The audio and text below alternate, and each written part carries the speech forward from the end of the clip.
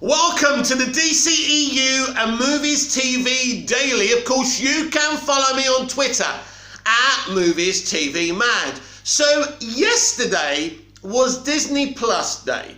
It was a day where they advertised everything that's to come. And you know what? It was very interesting to me, DC and dceu stands, how this wasn't exactly as exciting as DC Fandome. Because the truth is, DC Fandome has actually had lots of stuff, exciting things to advertise. Of course, it's exciting that we're getting a Kenobi, an Obi-Wan Kenobi limited series, and Hayden Christensen, who deserves all the love people can muster for him, is returning as Darth Vader, aka Anakin Skywalker. But they showed us, and I hate to be disrespectful, a shitty little reel that reveals very little. They clearly don't want us to know a lot about it. I see them advertising kind of MCU things, and it really is, come on, take another bite of that sandwich and then move on. And that's the problem for me with the MCU.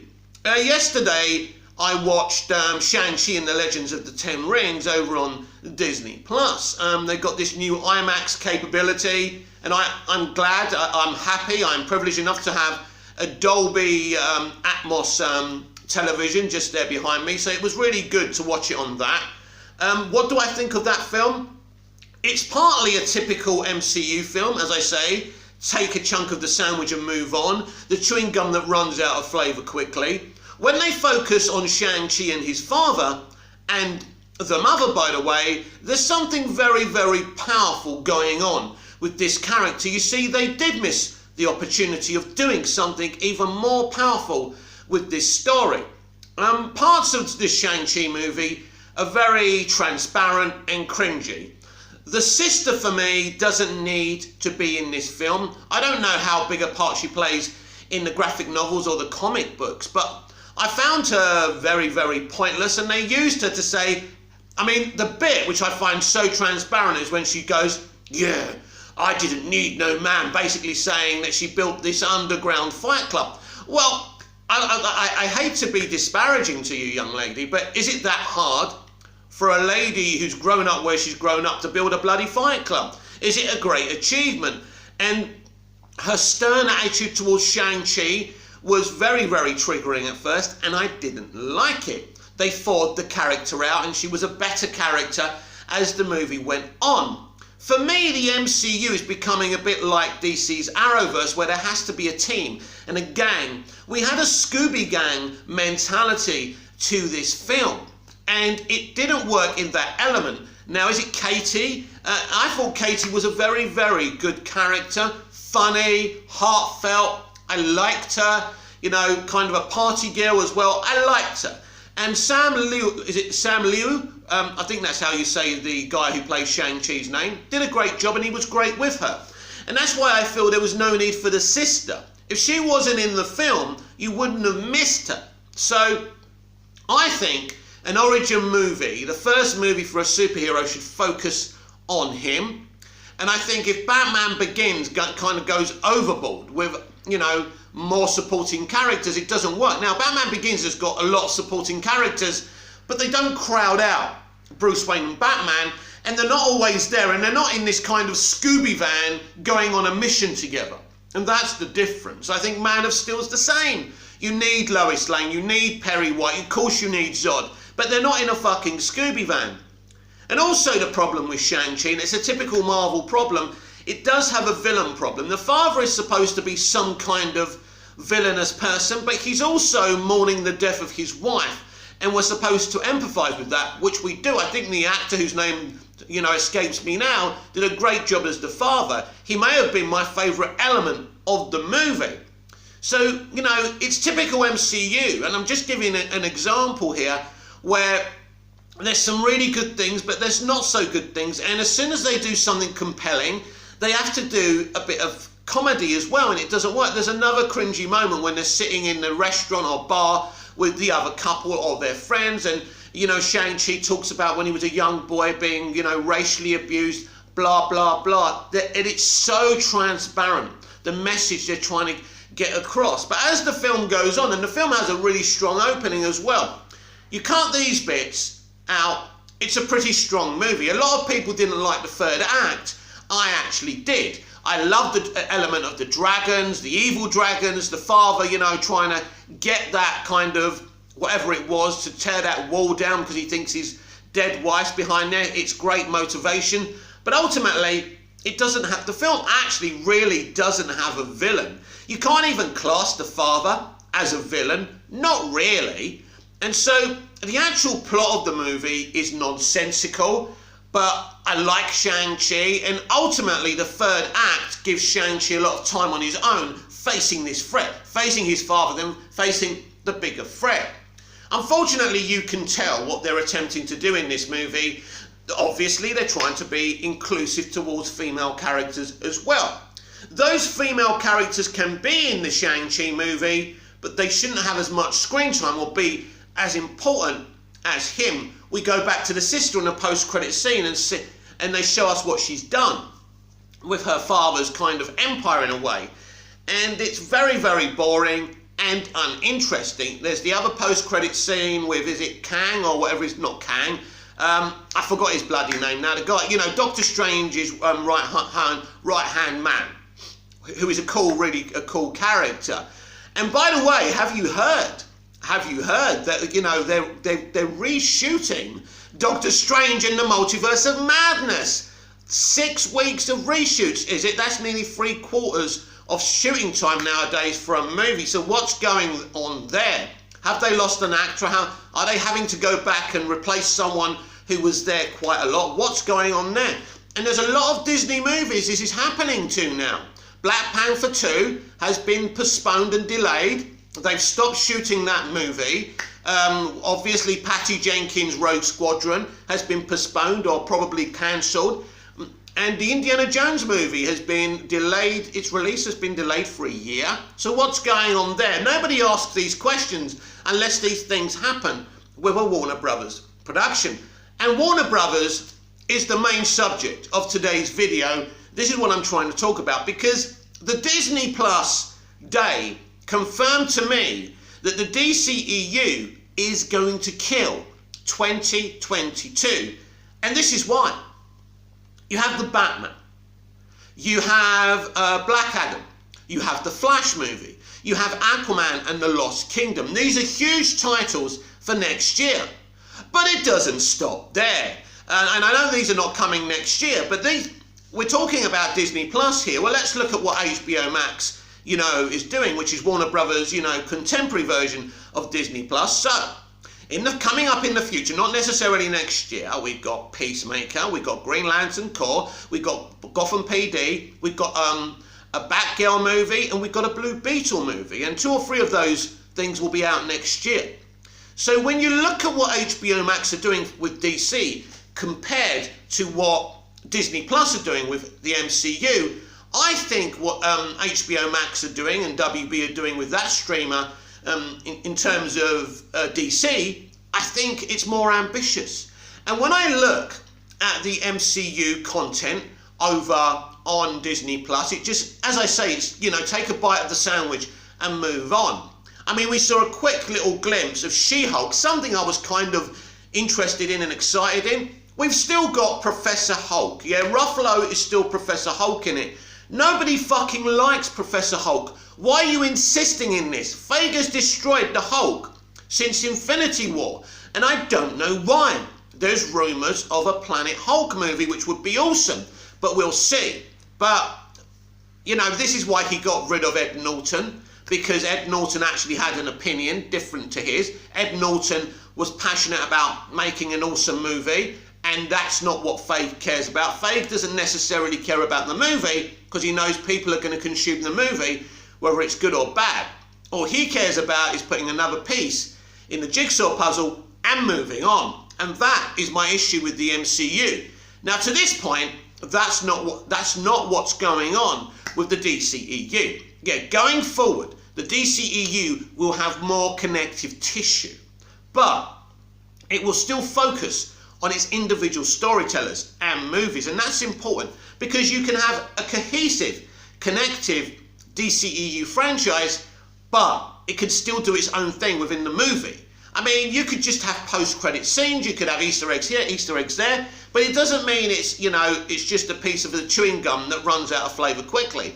So I prefer the plans for the DCEU, and I know there's people who want to restore the Snyderverse, as I want to restore the Snyderverse, putting down these plans at every corner, every opportunity they can. But still, I think DC's plans are more ambitious than the MCU's plans. And we look at next year. Now, I can't even remember half the stuff that's coming out in the MCU next year. I know we're getting Moon Knight, which is an interesting concept. And I like the element of him having these multiple personalities and hearing these different voices. But basically, he is just a rip-off of Batman. What would you rather watch, everyone? The Batman directed by Matt Reeves, written and directed by Matt Reeves, or Moon Knight? I know one's on streaming and one's going to be released in the, in the movie through the movie theatre model, but still, the situation and the question stands. Comments down below. Let me know what you think about that. So you look at the Batman, it's a compelling movie. For the first time, we're looking at Batman in a very different glance, which I like. And then you've got Black Adam, a character we've never seen in live action before, played by Dwayne the fucking Rock Johnson. Could you get any better casting? We've already seen a sneak peek, and this is what I'm saying. And I mean, if you look at the MCU movies this year, they've had a clear bat, because we've had the Snyder Cut, which is definitely superior to any MCU movie we've seen thus far. We'll have to wait for Spider-Man No Way Home to see if that's going to be better. And James Gunn's The Suicide Squad, which is a really, really good comic book movie, but it's not one of the best ever made. They don't all have to be the best ever made, but it's good. So I think, despite the box office for The Suicide Squad, I think the Snyder Cut and The Suicide Squad are two movies far superior than what the MCU have done, either on their streaming platform or in movies themselves through the theatrical model. It's interesting. Black Widow, another chunk at the sandwich. Shang-Chi, another chunk at the sandwich. Eternals, an interesting, unique take at the MCU, but again, I think it's rather forgettable, even though it is a unique movie made by a very unique filmmaker. Spider-Man No Way Home has been teased by Tom Holland. He's claiming this is some kind of Empire Strikes Back movie. He suffers in this movie. It's a darker movie. It's interesting. His relationship with Doctor Strange goes down the pan. As we all are, as nerds, any nerd worth his or her, or however you identify sorts, is looking forward to Spider-Man No Way Home. Of course we are. And the proof of the pudding is in the eating. I've still got some concerns about that movie. That film is so overhyped, it can only disappoint people. But the Snyder Cut was overhyped, and it went beyond what we ever imagined it could be. But Zack Snyder never lets his audience down, and the MCU and Disney constantly let their audiences down.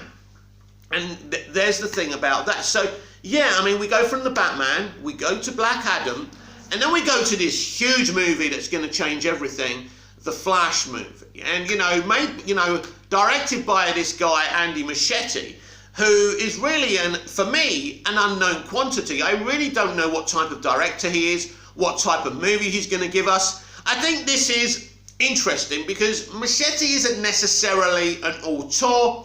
He's more of a director than a writer, which is interesting. And obviously the studio are setting the narrative for this movie. This is more of a movie made by committee.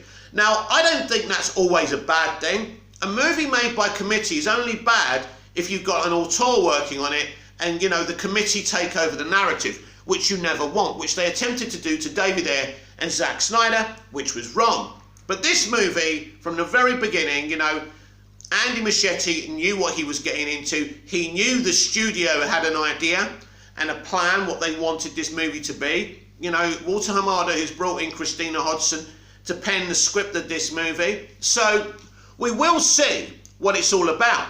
But it's huge. And then you've got Aquaman and the Lost Kingdom.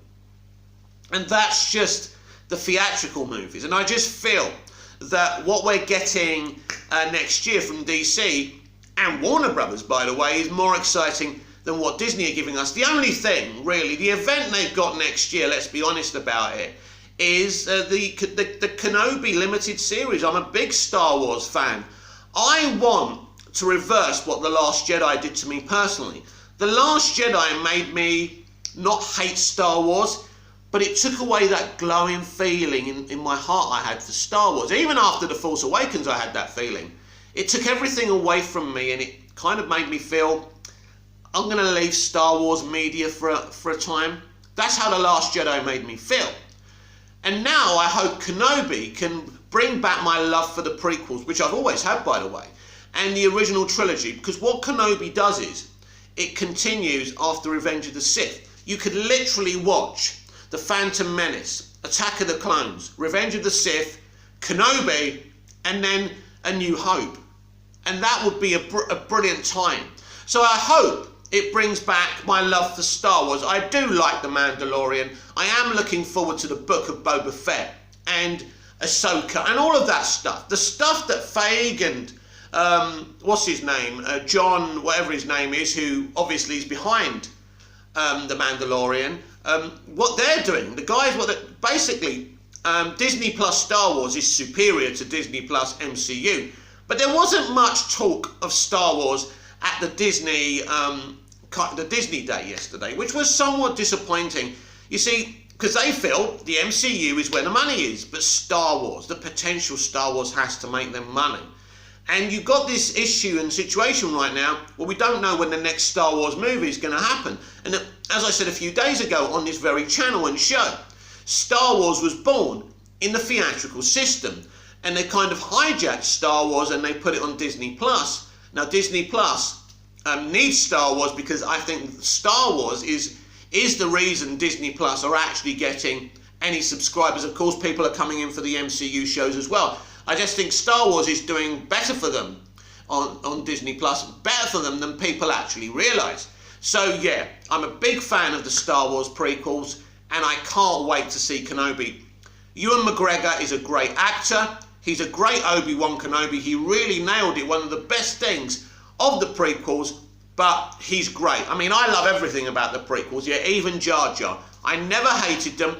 I understood what George was attempting to do with it. George was trying to tell an origin story about how we got to the original trilogy. It was never going to be like the original trilogy. It was never going to have the banter and the fun. It was telling a story where these characters in this age were more stoic. They obeyed their masters. It was Jedi and Master. Yes, Master. No, Master. And that might come across kind of dull, grey and boring. I suppose the prequels can be compared to Eternals in the MCU. The Eternals is a really good arty movie, but it's not got that rash and bash and excitement of the other MCU movies. And it's like the prequels. The prequels are awesome, with groundbreaking visual effects as well, but it's not what we had in the original trilogy. And when you're trying to do something in a franchise that's so different, as George did, as Chloe attempted to do with Eternals, mostly people will reject it. And it's not just the prequels and Eternals we can bring into this. It's Zack Snyder's Man of Steel. It's Zack Snyder's BVS. People, the mainstream always rejects something and someone who's unique and different. And I think that's the issue with that. But I was always a big fan of the prequels. I think they're great. And over the years, I think they've been my favourite part of Star Wars media, even more than the original trilogy. And without the trilogy, without A New Hope, I would never have fallen in love with Star Wars. But Star Wars has a lot of work to do because the people involved with the movies, Patty Jenkins, Taika Waititi, for me, these people haven't got the nous and the ability to make great Star Wars films. Now, Kevin Feige has written a Star Wars film that's going to be directed by Chloe Zhao. Now, for me, that excites me because this could be very interesting type of Star Wars.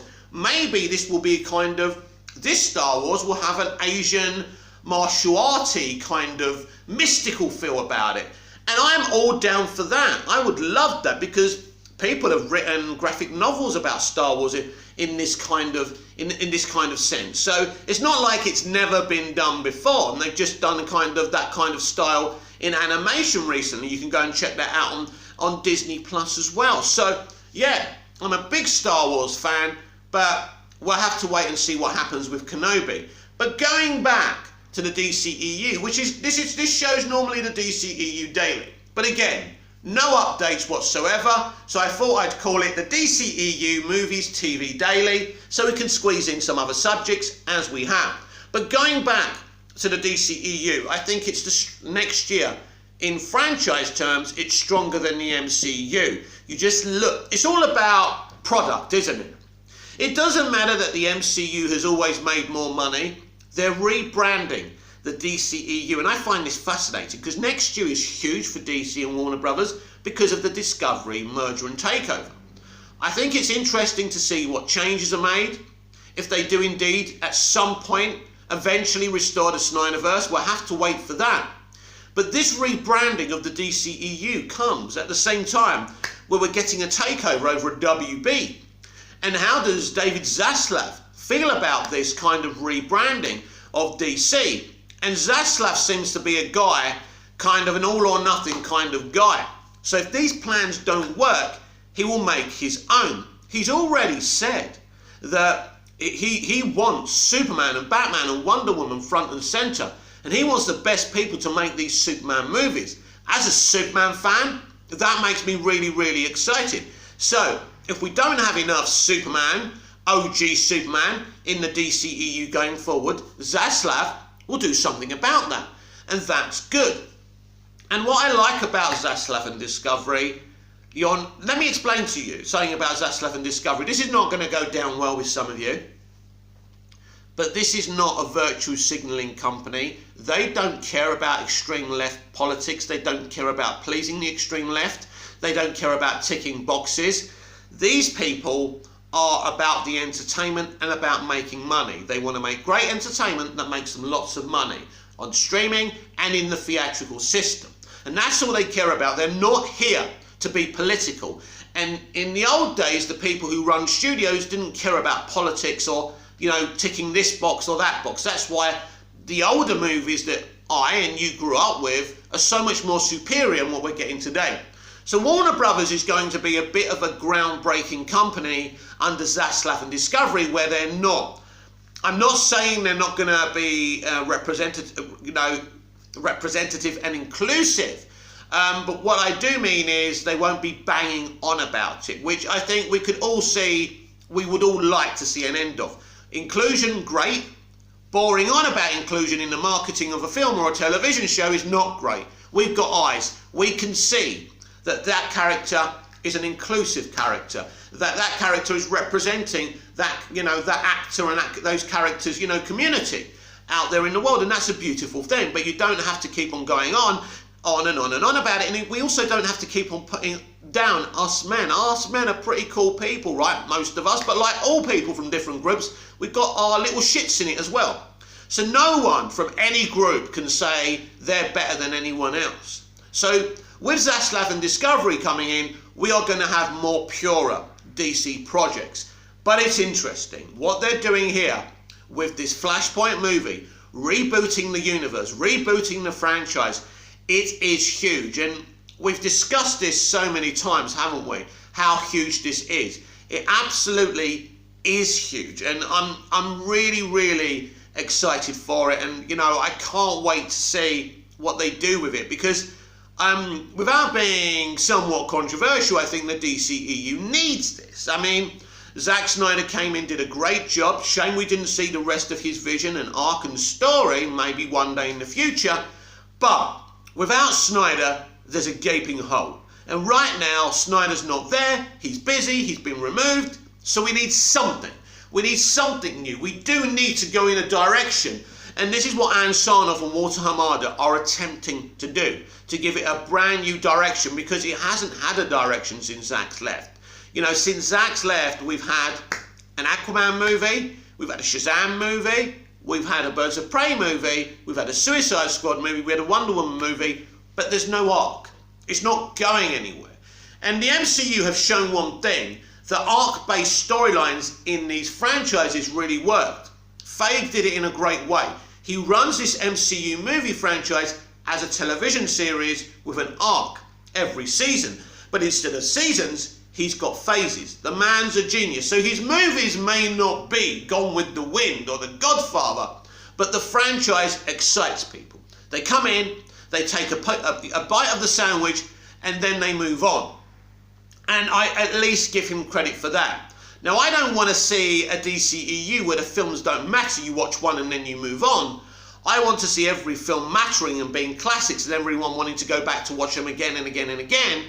But I do want some interconnectivity, which Snyder was providing, by the way. And if he continued, there would have been even more interconnectivity. There was no question about that. But with Snyder gone, the interconnectivity is minimal. But next year, especially in Black Adam, where, you know, the Justice Society of America, you know, the JSA next year are being introduced to Black Adam. We are going to see some cameos in Black Adam and the other films as well. So it's very exciting. We've got a Batman in a Batgirl movie as well. That's very exciting. So crossovers, Easter eggs, but every project they make will be unique to the people making it and the movie itself. And that's the direction I want the DCEU to go in. And I just thought that's why today yesterday I was kind of embracing myself in the Disney Plus day, and I was just thinking about DC Fandome, which some people complained about, but DC Fandome is a proper event. You sit there, it's story after story, this is happening, that's happening. This is just like, it's very business, isn't it? It's very big, oh, we got this coming out, that coming out, and most of it was just posters and pictures. Oh, this one's back, that one's back, you know. Not very exciting. And a lot of MCU fans believe that they were fed very, very well yesterday. And I'm happy that they feel they were fed very, very well. But at the end of the day, I don't feel you were fed that well. And I think at DC Fandom, with the Batman trailer, with the Black Adam sneak peek, with the Flash sneak peek, and a look behind the scenes at Aquaman and the Lost Kingdom, I believe we ate a lot better than you did. And that's just 4 movies. No, 5 movies, because Shazam! Fury of the Gods did a little reel as well. Now, they couldn't show us anything, but it was still an interesting, intriguing, knowledgeable, educational little look behind the scenes of the movie. So I think they had, this is what I said about DC Fandom. DC Fandom doesn't have to be a really good, cohesive, made event, because these events, it's like Comic-Con. Comic-Con can be a load of shit. It's about the stuff you see, the people you meet there. It's an event. And DC Fandom is a fan event. And Disney Plus Day wasn't a fan event. It's all about it's all about the content and the footage. And thinking about Disney Plus Day, if I was an MCU fan, and definitely a Star Wars fan, I would be a little bit disappointed in what we didn't get rather than what we did get. Because, yeah, you got quite a few things, and things are happening, and that's great. I mean, they're doing other things as well. They're doing some more Ice Age as well, which I've always liked Ice Age. But ultimately, it isn't DC Fandome, and I'm surprised there isn't an MCU Fandome, or something like that. I'm surprised that Feige and Disney don't understand how huge Fandome is. Because whatever you say about DC Comics and DC Live Action and DC Animation, millions of people around the world gobble this shit up and love it. And I'm not saying it's shit, it's just a term of reference. But when I see a Disney Plus Day, it's not as exciting. And it's just for the streamer. And I understand that, it's not for the theatrical movies. But I think they've missed the trick, especially with COVID right now, not doing something similar to DC Fandome. And I think that's kind of a robbery to their fandom. Because say what you want about Ann Sarnoff and Walter Hamada, but during that era is the era of Jason Kilar, Ann Sarnoff, and Walter Hamada, where whichever one of them or all of them have come up with DC Fandome. And it's a great chef's kiss to the consumer. It's something we can get excited about. How many people have you heard complain about the structure of DC Fandome?